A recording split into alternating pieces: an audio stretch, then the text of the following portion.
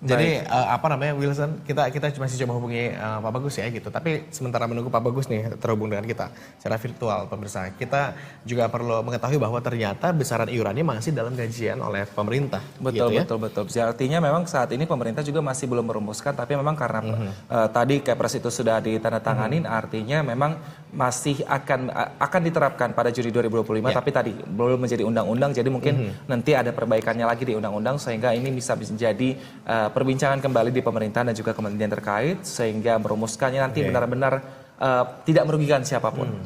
Masih belum pasti gitu ya seperti apa mekanismenya nanti, tapi yang jelas sudah mulai riuh di kalangan masyarakat. Betul. Kenapa? Karena yang udah bayar dengan apa namanya kelas 1 begitu ya, ini bayarnya kan lebih tinggi, berarti kan nanti diserahkan. Artinya nanti bayarnya jadi harusnya lebih rendah dong. Gitu, Betul.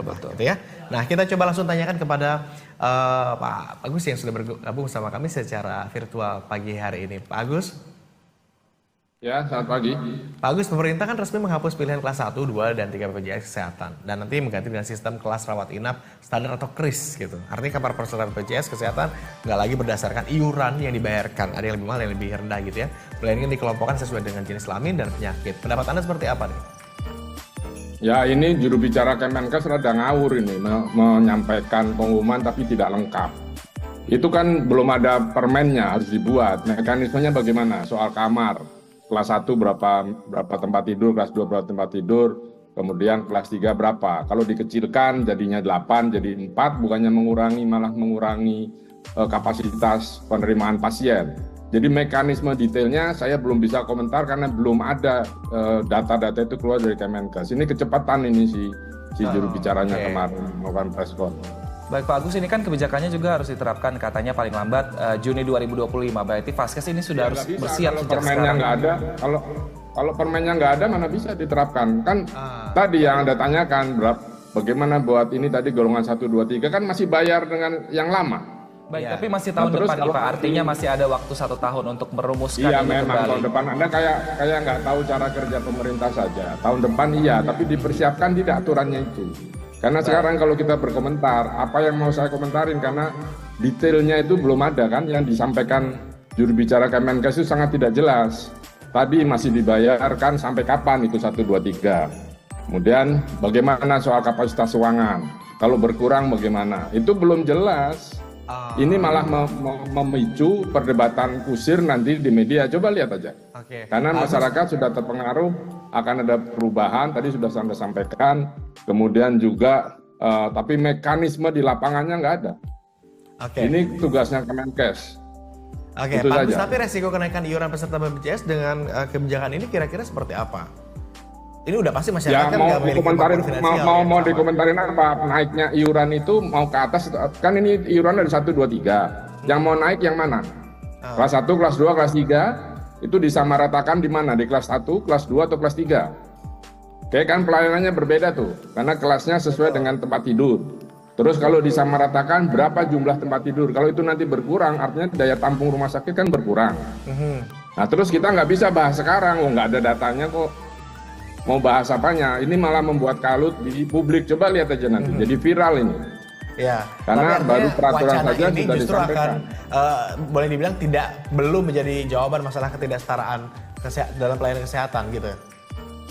Kita belum bisa, saya terutama belum bisa mengomentarin karena tidak ada tadi. Kan iuran seharga 1, 2, 3 berbeda. Dulu bedanya kelasnya, tempat tidurnya. Oke, lalu iurannya mau jadi berapa? Kan belum ada. Tadi Anda bilang mau naik, naik yang mana? Yang kelas 1 naik kelas 2, kelas 2 naik kelas 3 atau bagaimana? Kemudian tadi pertanyaan saya yang harus dijawab oleh Kemenkes, jumlah tempat tidurnya kalau berkurang berarti kapasitas penerimaan pasien berkurang. Begitu atau tidak? Saya nggak tahu nih. Nah ini belum jelas. Jadi orang bilang misalnya, Anda dapat makan malam gratis. Makan malam gratis di mana? Gitu kan? Menunya apa? Kan nggak jelas. Dari sisi kebijakan ini sangat tidak jelas. Baik, artinya ini menurut Pak Agus, mungkinkah pemerintah sebenarnya cuma test the water aja untuk melemparkan ini, kemudian untuk melihat reaksi masyarakat dan kemudian nanti akan ada revisinya atau permennya malah tidak dikeluarin gitu Mas Agus? Iya bisa saja, ini kan revisi ya, ini sudah revisi. Tetapi memang siap Kemenkes menerima apa cemoohan atau segala macam dari masyarakat karena ketidakjelasan peraturan yang yang seharusnya dikasih tahu itu peraturannya, kemudian dia bisa sampaikan rencananya begini. Jadi orang ada gambaran. Sekarang kan tadi kalau saya ikuti dari kemarin ini, kan tidak jelas itu tadi yang saya sampaikan. Kalau tidak jelas lah bagaimana? Kalau dia sudah menstated bahwa 1, 2, 3 ABC begini, saya bisa kasih komentar. Nah sekarang nggak ada, cuman kebijakan. Saya pasti bilang, oh kebijakannya ini bagus kalau apa, nggak bisa, saya nggak bisa lihat karena ini saya harus jawab ke masyarakat. Ini semuanya masih serba abu-abu, belum pada jelas gitu ya Pak Agus ya. Nanti kita kawal bersama-sama kalau begitu ya. Konfirmatifnya seperti ya kita apa. tunggu Permenkesnya seperti apa, nanti kita bahas lagi.